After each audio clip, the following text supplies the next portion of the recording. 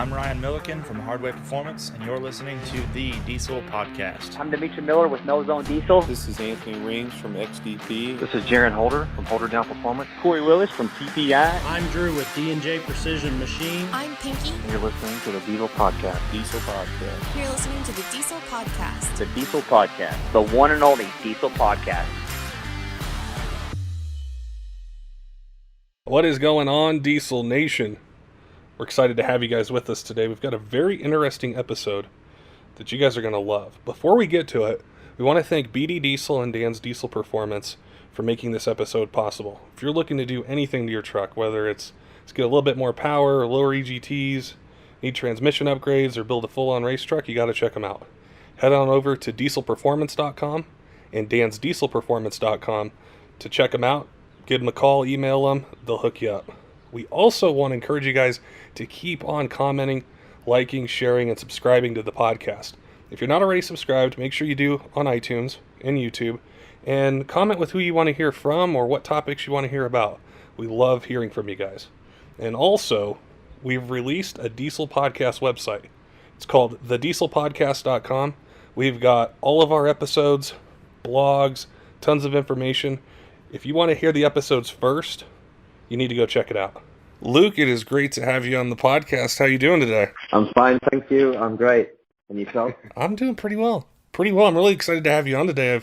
I came across your company and what you guys do recently, and I've been looking forward to chatting with you. And I wanted to start with having you introduce yourself to our listeners. Tell us what you do, how you got into diesel performance, and having fun with diesel-powered engines. Right, well, obviously I'm Luke Dale. I started Diesel Pump UK. Basically, we're a diesel tuning company that mainly specializes in mechanical diesel performance. So we do have remapping facilities, other bits and pieces, but our main line of work is mechanical injection. So we specialize in an engine called the Mercedes OM606, which is a 3-litre passenger car engine, 6-cylinder. It's like a baby 5.9 Cummins, 12 valve. Okay. You call them 12 valve, don't you? Over here in England, we know it as a B series. So everybody calls it the B series Cummins. But yeah, it's kind of like a baby version of that, but with kind of more of a mixture of like a 2JZ petrol. So it's kind of a high revving, strong but mechanical engine. But the other strange twist about it is the engine's actually an IDI. It's indirect injection. Okay. And most of the diesel world kind of think of IDIs as the underperformers, as an engine that's not usually doesn't lend itself very well to tuning. But in this particular application, it really does. It really, really does. Obviously, with the IDI, you can get that slightly quieter, smoother idle and all the rest of it. But also, we can get the high performance out of it as well. And a lot of people are transplanting these engines into things.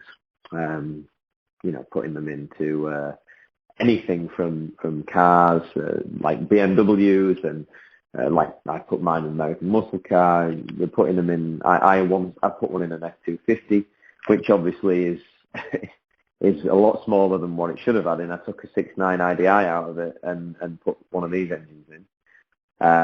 We're putting them in all different things. They're great little high revving, high performance, but so strong. They'll really, really take some pain, which is fantastic. How popular is it to swap engines into vehicles in England or in Europe or in that performance world? Well, probably to the average individual, not that popular, but to me, extremely popular because that's basically what I specialize in doing. Obviously, we make adapter kits to put these engines into like lots of different things. So conversions is very popular. G-Wagons, Mercedes G-Wagons, the 4x4s that you see on the Kardashians and all that kind of thing. They're basically quite popular for putting these engines into because they're high performance. And a lot of the original Mercedes G-Wagons, they were really underpowered. They had something called a Mercedes 617 engine, which was all iron, 5-cylinder, 3-litre, and I dynoed lots of them in standard form. And if they make 50 to 55 horsepower at the wheels, then you've got a good one on your hands. So you can imagine in a 2.5 or 3 ton Mercedes G-Wagon, it's a bit of a struggle to get them up to speed. So that's why we convert a lot of those. But there's lots of people doing less brand-specific stuff, putting them into, like I said, BMWs and other brands, Fords and all sorts of things. So they're in your shop. You guys are able to make all those adapter kits and basically take that engine, fabricate everything that you guys need to be able to do that swap. Or if it's an engine that's already in a vehicle, be able to fabricate what you guys need to get the performance out of it. Yeah, both of what you said. I mean, if somebody rings me with something that I've not done before, a vehicle that I've not converted before, then I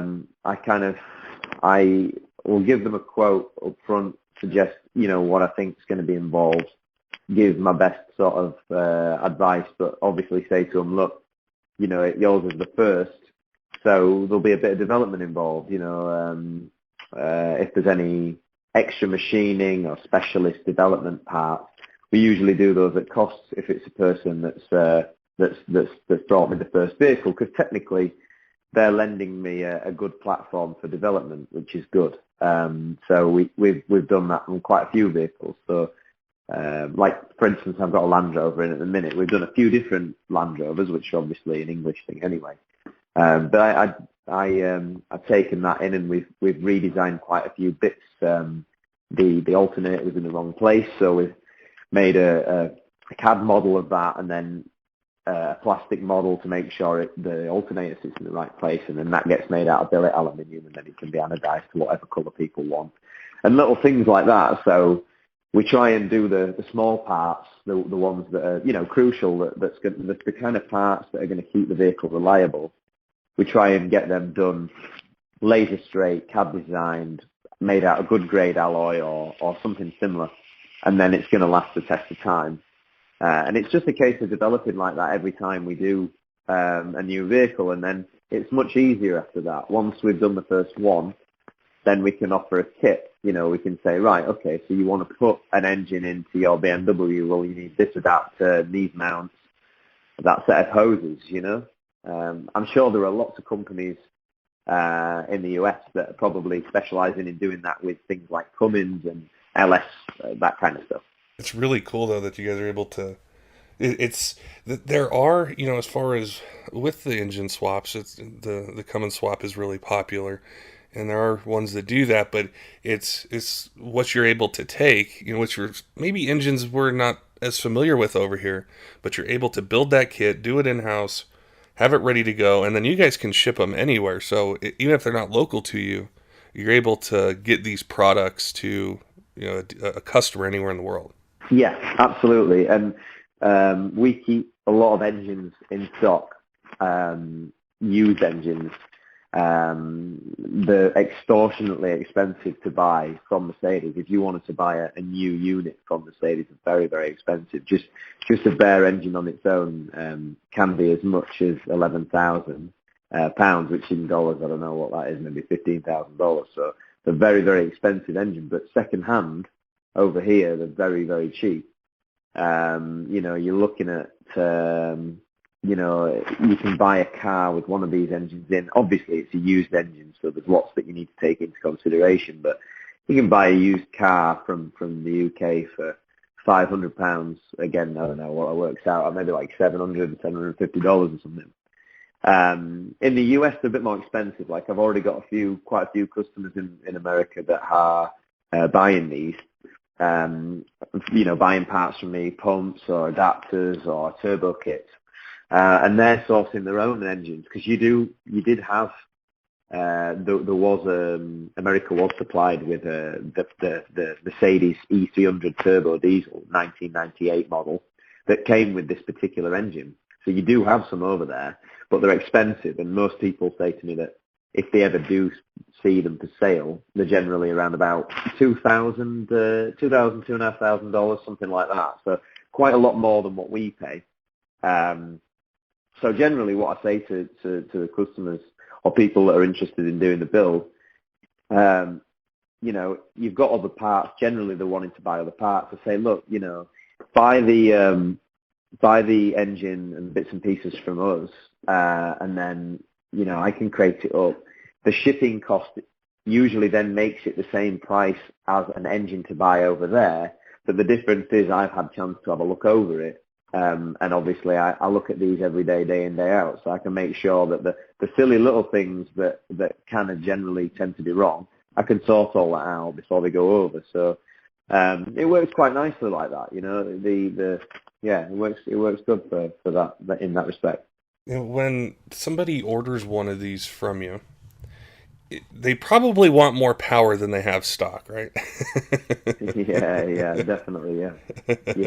What options do you give them, or what can be done to get more power out of that platform? This is the great thing about this particular engine. They internally are fantastic. They've got pretty much all forged components from the factory. The head bolts are plentiful, shall we say. It doesn't have a lack of head bolts to hold that head on that block. So the great thing is that we can wind the boost pressure up. You know, you can see 4 bar with a single turbo and not have any issues with the head lifting or anything like that. We do lots of different kits from, say for example you take an absolutely bone stock engine. A standard car is 177 horsepower. It makes about 130 on the dyno. We dyno them here quite regularly just to see, before we pull them out, that an engine's working well before we strip it. And you generally see 120, 130, a remapped, you know, a chipped one, because they actually have an electronically controlled injector pump as standard. It's kind of like it's not full mechanical, but it has an EBC back on it, so the governor is electronic, if that makes sense. Yeah. So we basically we generally take that off and we replace that with a full mechanical. So like you have on the Cummins, you put the 7100s on, which is like a full mechanical injector pump, right? But it's similar. It's like a mini version of that, basically. It's like just a smaller version. And it's still in line. It's still, you know, it looks very similar. It's just different the way the delivery valves bolt in and things. So we can take one of those and put them on a stock engine, which would make 130 on the wheels, and with some better elements in and a different pressure actuator on the standard turbo, we can wind that up to 245 horsepower at the wheels from 130. So, like, even with not a lot of outlay and not much modification, you can get a huge gain. And that small turbo will make sort of around 400 pounds foot, which obviously for you guys, 400 pounds foot's not a big number, but we're dealing with just a 3-litre engine, so the revs, the RPMs there, and all the rest of it. But yeah, she's not quite as long stroke as the Cummins and the power strokes and all the rest of it. So basically, that's the first step. You know, what I generally say to someone, if they've got, like, say, a G-Wagon or an American pickup or whatever they want to put it in, a big car or a big estate car or something, and they just want real fast response, spin up the tyres from the lights and all the rest of it, so stay with a stock turbo, use an actuator kit and use a mechanical pump, either a 6mm or a 7.5 build, just one of the lower ends, and that'll be brilliant. And then we have like a full range, which I'm not going to go through the full range because there's lots of different turbos that we do, and you know, we'd be talking about turbos all day. But we go all the way up to another bolt-on kit, which is based around the S300 Borg Warner, And with that billet spec, we've seen I think it made 735 at the crank and 611 at the wheels. We've done a little bit more on a ball bearing turbo, but we had issues with the drive pressures that sheared off the turbine wheel. So yeah, reliably we're seeing 600 wheel horsepower, which is incredible out of a totally stock 3-litre engine. It's a lot of fun to be had for not a lot of modification, you know. Oh yeah, no, it's incredible to think how much power potential that it has out of kind of a small package compared to what we're used to with a 5.9 or 6.7 or 6.6 Duramax or the old 7.3 Power Strokes, what it might be. It's hard to double the power out of them, and pretty much going to have a stock internal motor. Yes, yeah. Well, I mean, there are lots and lots of upgrades that you can do. There are internal upgrades that you can do, but generally, I mean, for the majority of my business that I've done so far, there's not very many people that tend to want to go beyond the stock internals. You end up with a vehicle that's small, lightweight, and so fast that people haven't seemed to have the real need to go further. And I, so far, as yet, haven't seen any actual dyno proof or any real figures or any videos of anybody making more wheel power than we have with a stock engine, with even a built engine. And that isn't me trying to stir people up. Like, I'm generally interested in what everybody's capable of, and I always like to push the envelope. And we would like to see one of these engines going up towards 1,000 one day, but like I say, business is busy with doing stuff that's not quite that extreme at this point. But we are constantly making products, to push the envelope and to go that bit further. And I'm sure that in the future we're going to be seeing that, like they did with the Supras and the Japanese sort of 3-litre inline sixes and things, where they're up to like 2,000 horse or whatever now. Okay. It's a similar sort of thing, but just like a more of an industrial, like a diesel version.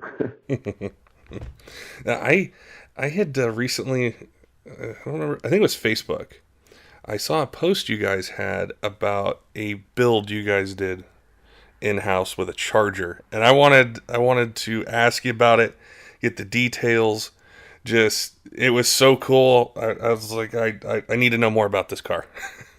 Yeah, the Charger is my car. I've had it for a few years, and I've had a lot of American cars, like from way back. Like, I've had lots of different bits and pieces, and the Charger is kind of like the goal. I've kind of worked my way up to finally getting the Charger, from having all sorts of things like Coronet, and I've had Camaros and also loads of different bits and pieces. And the Charger came up. A guy was selling it who'd owned it since 1991. He'd imported it from America in 91, and he'd had it, that whole length of time.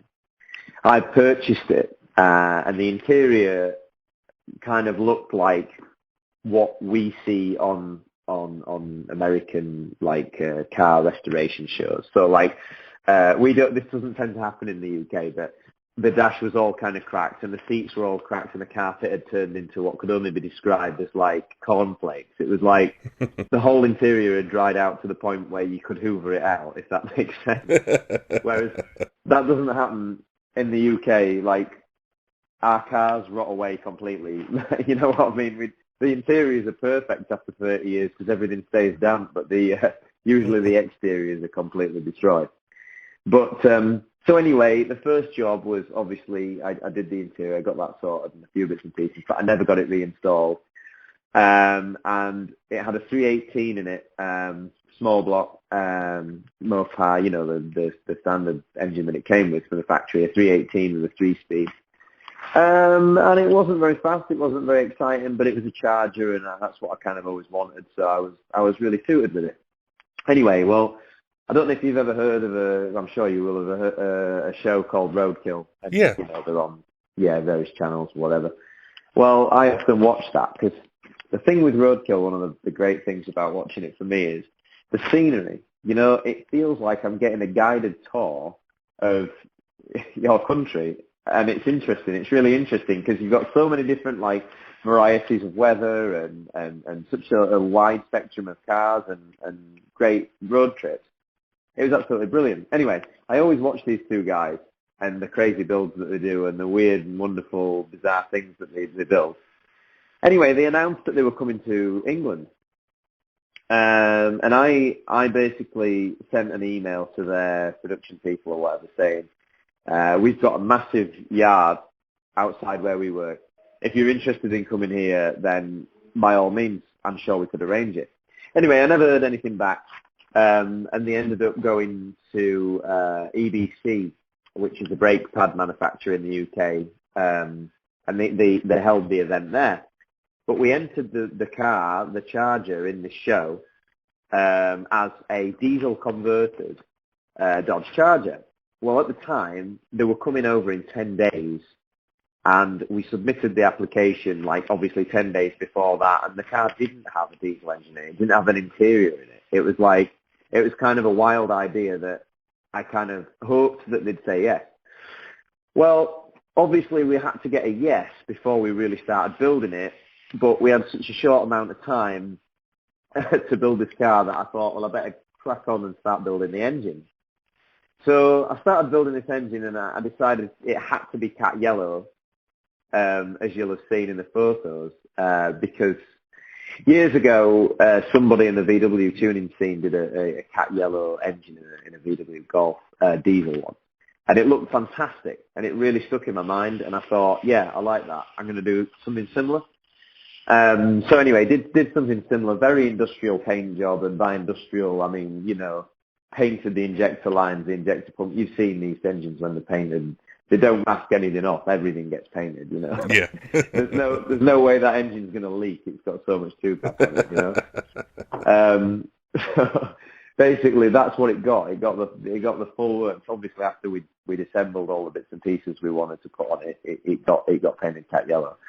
And then about 8 days or 7 days before they were due to arrive, they confirmed, yes, you're in. So it was kind of like, hooray, we're in, but at the same time, now we really do have to build a car. So with a really tight time schedule, we set on with building this car. And I actually had to make from scratch the adapter plate to connect it to a GM 4L80 that was built by Gearstar. It's a Pro Series build, so it's 1,200 rear wheel horsepower rated is the transmission. So the transmission's well above the horsepower rating. I wanted to do that because of the torque that it puts out. So that was done. We did this. We managed to get that made. It's a CNC adapter plate, which is really a really nice looking piece of kit, which we now sell. So for any Chevy small block pattern, we carry that because of that. So we ended up with a Dodge Charger that has a Mercedes diesel engine in it with a Chevrolet transmission in it. You can imagine the purists don't really approve. But I like it because it's got tall gears, it's got loads of torque, it's ballistically fast. It's fast for a vehicle that's got 4 drum brakes on it and no power assist. It's fast. And, I've raced quite a few quick cars in it and just had a bit of fun with it, and it really does move. But it does the world's most epic burnouts. It just does burnouts for days and days and days. It's just absolutely fantastic. When it's on boost, it's just insane. So to cut a long story short, we basically ended up getting to the Roadkill event in the nick of time. We finished it, and brilliant. Got it there. And it was well deserved. The guys really liked it. We won an award for, I can't remember what the award was for. It was for building the craziest build or something like that. and they published it on their website and stuff. And I actually had a chat to David Freiberger, and it was actually Steve Dulcich that came down, not Finnegan, because he had some family business, I believe. Anyway, they really liked it. I said to him, I've got a big block that I'm building for it. Do you think I should use this? Should I do that? And he said, well, why are you going to take out the diesel? And I said, well, because kind of a Charger's always been a car that I've always wanted, and I kind of feel like I've ruined it. And he said, well, no, not really. He said, in the US, every Charger that you see has got a big block, a 440 in it. He said it's boring, like you see that all the time. He said, this is individual, leave it well alone. We love it. And I said, well, okay. Okay, that's easy for me. I'll leave it how it is. So that's how it stayed. And we just did another show with it this weekend, and it won another award. So we've done 2 shows and won 2 prizes with it, which I never built it for that reason. I built it for fun and to sort of advertise the business. But yeah, it kind of ticks the boxes, and I really, really love it. The paint job isn't perfect. It's not a rotten car. It's rust-free, but it's kind of got that, that 80s paint that's kind of gone a bit like dry and it's not quite shiny anymore. What do you call it? Patina. Yeah. That's what jumped out to me with the build is, you're right. They have big blocks and you can find them and see them, but to see a diesel power plant between the fenders and the epic burnouts that it does do, it's really cool. Yeah, it's a lot of fun. It is a hell of a lot of fun. And it really upsets the purists. I had a chap that came up at this most recent show that I went to at Goodwood. It was a show called Retro Ride, so they have all sorts of old cars, some modified things, and it's really, really typically British. So like, when you think of England, you think of like the royal family, and you think of all that kind of thing, and like everybody, sipping out of teacups and being very polite and all that kind of thing. Well, Goodwood Festival is very much that. It's picket fences, it's perfectly cut lawns, and it's like idyllic. And obviously, I turned up with this Charger, which is like the most offensive diesel-powered muscle car you can imagine, in England anyway. And yeah, loads of people actually really liked it. I thought, this is the wrong scene, and it wasn't. They actually really liked it. I had one chap that came up to me, and he came up and he said, lovely install, really, really pleased with the installation that you've done. But he said, the thing is, why the heck have you put a diesel engine into it? And I said, it's promotional of business and this and that. And he said, but you do realise that diesel is ruining the environment. And I said, well, that's really your opinion. And I said, I think that technically, if you wanted to go down that road, you could say that all engines are ruining the environment. You put a DPF on a diesel engine, all it's doing is catching the diesel particulates to be thrown into a landfill in the ground at a later stage. It's not making it go away. Anyway, you can't get into conversation with these guys. They know better, and you just have to kind of say, okay, thank you very much, and off they go. But you get it everywhere you go. You get these purists that, for some strange reason in England, they're on a bit of a power trip at the minute to kind of rid the country of diesels, and they're making it more difficult to have diesels.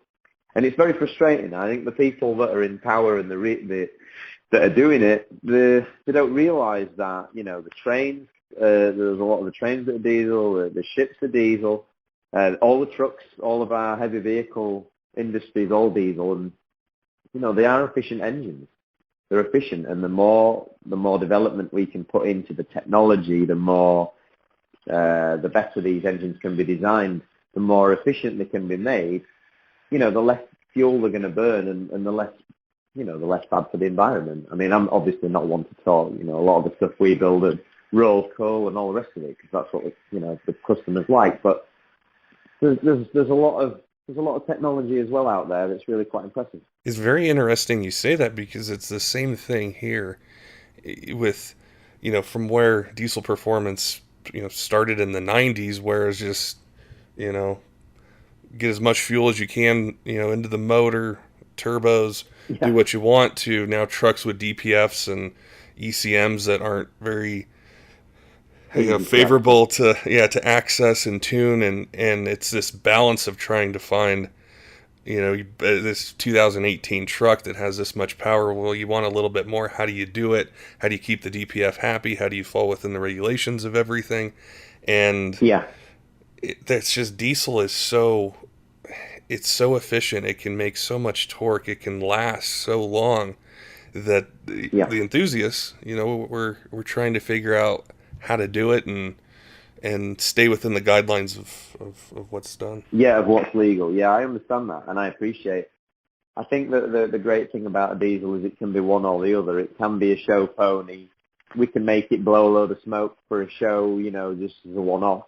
But at the same time, we can still have fantastic performance without that. And we do that with our builds. If a customer says, I want 400 wheel horsepower and I want no smoke, then, no problem. We can do that. That's absolutely fine. I mean, you may find that the spool up can be a little slower if we reduce the fueling so that there's no smoke, but that's pretty much the only side effect. You see, the thing is with these engines, because obviously it's mechanical injection pump, obviously we can't change the timing on the move or with relative to boost and things like that. So very much like tuning probably a 12 valve or whatever. It's kind of set where you set it. You kind of have to get a happy medium. Your engine has to be built pretty much specifically for what you want it for. It can't be it can't tick every box like a modern engine can, if that makes sense. Well, a common rail or something where you can flick between maps. If you want to flick between maps on one of these things, you've got to get the spanners out. Right. Well, you have a common rail. You have a 6.7 Cummins Ram, right? Yeah, that's right. Yeah. I've got a 6.7 Ram, and I love it. It's an interesting story. I've always had Fords, which a lot of Cummins people will be like probably throwing things at the the speakers, but I appreciate them all, and I've had quite a wide range of different American trucks, and basically I had a 6-liter Super Duty before the Ram, and I used that all the time, and those trucks, notorious for their little issues, but mine, when I bought it with the EGR was already broken, so the manifolds and things were already full of water and it needed a rebuild. So I set on with that, I rebuilt it, and it was brilliant. I must have done probably 100,000 miles in that truck, and it was absolutely excellent. The bed, unfortunately, in the back, the pickup bed, started to rot around the cross members. But apart from that, the truck was absolutely brilliant, really smooth, plenty of power, and I really enjoyed it. But, like I just mentioned, it was starting to rot and it was getting a bit older. It was 2004, so I wanted something new. And because I was so impressed with the Ford that I'd had, and that being obviously the last Ford I had, I was so impressed with it that I fancied another Ford. I fancied a 250 or a 350.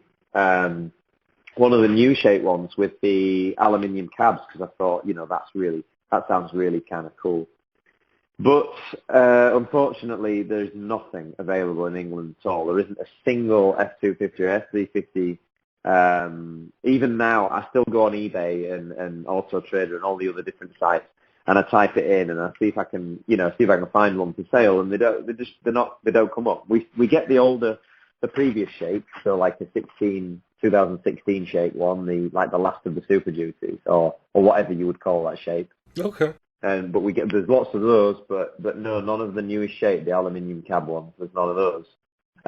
So anyway, I saw this Ram, and it was actually my wife that said she really liked it, and we quite like Jeeps and things like that, so it was kind of similar. So I said, all right, well, we'll go for a test drive, but I kind of wanted the Ford. Anyway, I went for a test drive in it, and the thing that sold it to me, and this is like the total truth, the total thing that sold it to me, the sound system. It's got an Alpine sound system in it, right? And that thing is awesome. Like a standard truck with like the best sound system I've heard in any vehicle. I mean, like some big Mercedes cars and all the rest have got good sound systems, but this thing's amazing. I think probably because of the size of the speakers and the apertures that they can put them in. It's brilliant. So anyway, I thought, yeah, I'll buy it just on the fact that the sound system's good, you know. But there was, I have to honestly say that the performance disappointed me. The standard 6.7 Cummins, I'd read so much and heard so much about it. That was actually the first one I drove. And I put my foot down thinking, this is going to really move, and it didn't. And I was like, oh. But as I've owned it a bit longer, I still haven't tuned it. It's still totally stock in that department because of the warranty and other bits and pieces currently. I've kind of got more used to it. It's very quiet. So it actually it's going better than you think, if that makes sense. Like, it's not making a lot of noise, but it's actually traveling at a fairly decent speed. And also the transmission in it is quite unusual. Like, it seems to be permanently slipping, like as if that's the way it's obviously designed, but it just seems very slushy in comparison to the 6-litre Ford, which was very direct. The gear shifts seemed to be much better, even though that was a much older truck. The transmission in that seemed to have a much better feel to it. But I've seen the options, you know. I've been listening to you guys and reading about the options, and I think it's going to happen, obviously, you know, maybe a big built transmission, and I don't know whether to stick with a stock turbo and add a turbo or push the stock turbo to the limit for now. I'm not really sure what to do with it, but I quite like the exhaust brake, which obviously it relies on that turbo. So I'm kind of like thinking it's probably going to be best to leave that if I can. But I don't know. I mean, you obviously hear about these trucks all the time. What I'm looking for is more that really low down, instant wheel spin type grunt. I'm not looking for 2,000 horsepower dyno numbers, really high revs or anything like that. I'm wanting something that's going to light the tires up, you know, like all the time, at lower revs. That's kind of the setup that I'm looking for it. That was the exact impression I had when I got a 6.7 Cummins. Is you put the pedal to the floor, and you're waiting and waiting and waiting for it to do something. It's moving, but it just doesn't have that excitement. But the nice thing in the aftermarket is the sky's the limit with, you know, anything that you want to do with it, from tuning and turbos and transmissions and all that stuff. I mean, I heard a lot, you know, I read a bit that people suggested that, you know, the head studs need to be done on them and things like that, which quite surprised me, to be honest. You know, like with the engines that we build, that you don't have to mess with things like that. I mean, obviously, it all depends how much power you're wanting to make at the end of the day, but I was surprised. I think from what I read, I mean, like I say, the problem with the internet is there's so many different opinions on there. And from some people I've read, it says, you know, you need head studs if you're pushing past 500, and some say you need head studs if you're pushing past 600, and it's difficult. It's hard to get an actual accurate, you know, suggestion, because I'd prefer to obviously leave the internal standard as long as I can, due to warranty reasons and the fact that it's brand new. And, you know, Cummins probably did a very good job of putting that engine together. What's the availability of parts, say for your truck, if you wanted to get a tuning or a different turbo? Is there? Well, this is something that we've been looking at. Obviously, in the UK, there really are no truck tuning specialists at all. So if you've got an F350, F250, or, you know, Duramax, Cummins, whatever, you can't get it tuned in the UK. There's no one offering that kind of service. But now we're kind of like looking at more people suggesting. You know, I've had people coming to me that have seen my truck and said, "Oh, would you do it?" And yeah, I'm totally up to open to doing that. We've got the dyno, so we can do the testing. At this stage, obviously, we're not professing to be a tuning expert for those particular models because I don't have the experience at this point of that particular model. But obviously, we have a lot of diesel tuning experience, and I think that if we get the products that we need from the right people, whoever that may be, that's maybe over in the US, maybe they could supply us with some files or some turbos or whatever they'd recommend, and I'd be more than open to retailing them, for the UK and Europe and doing the tuning and all that kind of thing, because there really is a massive hole in the market for that over here. It just doesn't exist. How hard is it to get to, say, have these trucks imported? As I've always wondered, that is, I have seen on forums and different things where guys will have, a Duramax or something. There was one time I chatted with a guy in Norway that had a Duramax, and he built it. Yeah. So he did the whole thing. But is it hard to get the vehicles over there?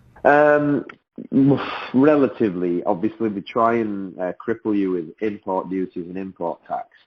So obviously that is a big kind of downside to it. I mean, my truck I bought with 500 miles on it, so it was as new. And the chap that imported it, he basically that was, I think it was basically a dealership, and the guy who had actually organised the import, he had one leg. Now, if you have a disability, some kind of mobility disability, you can get the VAT waived. So basically, the truck, when I came to buy it, this guy had imported it from Canada, I believe, just to sell. Like, there was no doubt about it, just to sell. And basically the VAT was already gone. So that was great. That was almost like me sort of buying it directly from, America, Canada, whatever.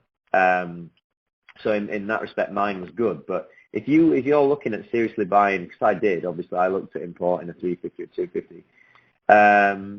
You basically, the best way of looking at it is, if the price over there is, say, $80,000 for a truck, it's going to cost you £80,000 or maybe a touch more by the time you get it here. So it's a lot of money to import. The older ones, not so much of an issue. It's obviously the values are less and it's not so much of a problem. So most of my American vehicles, I haven't imported. I've actually bought them that someone's already done that. They've already, taken the hit of the tax and the import duties and things, which is much easier. Gotcha. Okay, that makes sense. And it almost follows in line with modifications on the new trucks. There's episodes we've had where guys that own shops here will say, we don't normally see the brand new models here in our shop for about 4 to 5 years. It's usually the warranty's out, and then the guys say, okay, now I want to put compound turbos on it and 2 injection pumps and all those things. So there's that little bit of a delay with the new model, and then when the parts and modifications start happening. So that may be why we've not seen any of the F250, 350s. Maybe that the people that normally import them maybe are waiting to purchase them as like a used where the tax, you've lost that initial bit of depreciation, which they may use to pay for the delivery cost or whatever. So, but yeah, I mean, certainly it's interesting. I've got a Ford S350 at the moment, 93 with a 7.3 IDI. And that's got a 5-speed manual in it. And I'm absolutely dying to tune that. Obviously, I know the limitations of the IDI. That particular engine is not fantastic. It run forever in standard form, but they don't like big power, do they? But yeah, I want to get squeeze a bit more out of it. It's kind of like, it's so old school. It is nothing like the modern trucks. It's kind of like, I don't know, it's hard to explain. They seem to be a lot more raw and a lot more kind of industrial, if that makes sense. The OBS-shaped Fords. They're sort of hard as nails. You can imagine throwing one off a cliff and it'd still be fine when it hit the bottom. There is something to be said about that.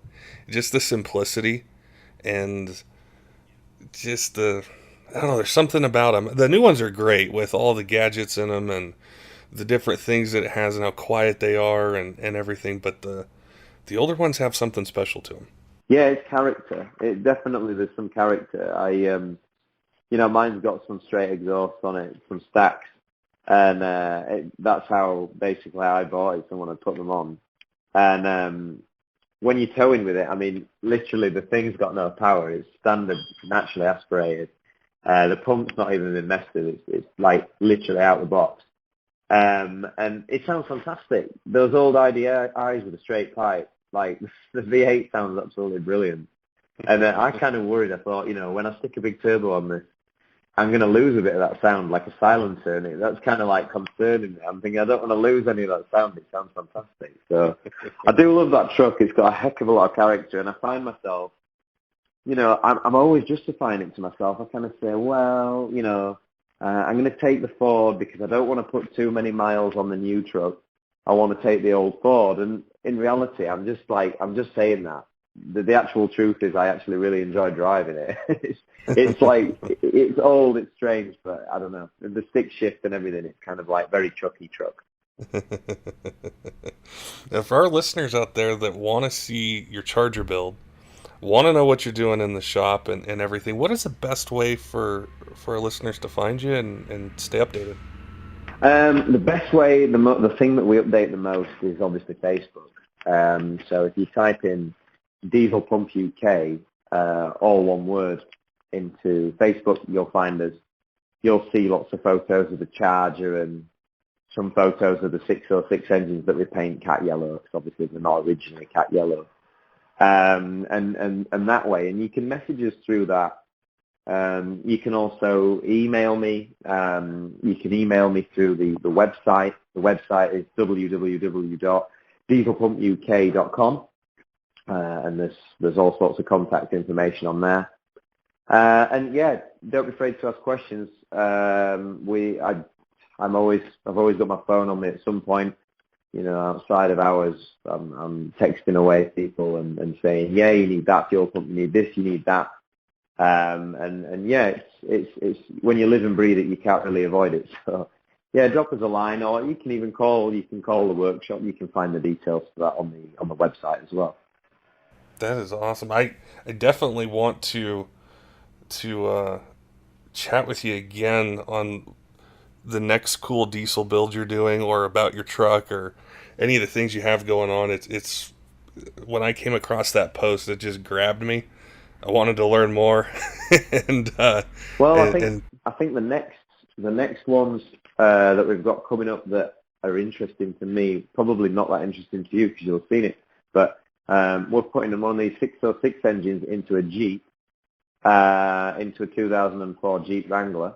Oh, cool. Yeah. Again, that's for mainly the American market, because a lot of parts that we sell go to America. So we're doing that. So it's an adapter plates, mounts, everything, so that you can get a drop-in kit and put it into your Jeep. So I'm hopefully going to try. I wanted to try and approach the guys that do it every day. I watched that with the guy Fred. I thought that he'd love something like that, a mechanical diesel with in a Jeep. So it'd be great to build them a crate engine and send it over as a thing and say, look, try that out, tell us what you think. And the other bit is just for my own personal, which not really for the shop, but it'll be the IDI. I really want to do the IDI, so I think that's going to get some high performance. I'm really struggling to get a performance injector pump for it. Contacted a few different people in the US, and it seems to be quite, I don't know, it's quite difficult to get an injector pump over here. But I don't know. Well, I may build one. I usually like to use, if someone's already got the experience in building one, I prefer to buy one off someone else. If it's just a one-off. But if I struggle enough, we've got the test bench, we've got the full pump room facilities and all the rest of it. We'll build the injector pumps in-house, so I'll have a play and see what we can squeeze out of it.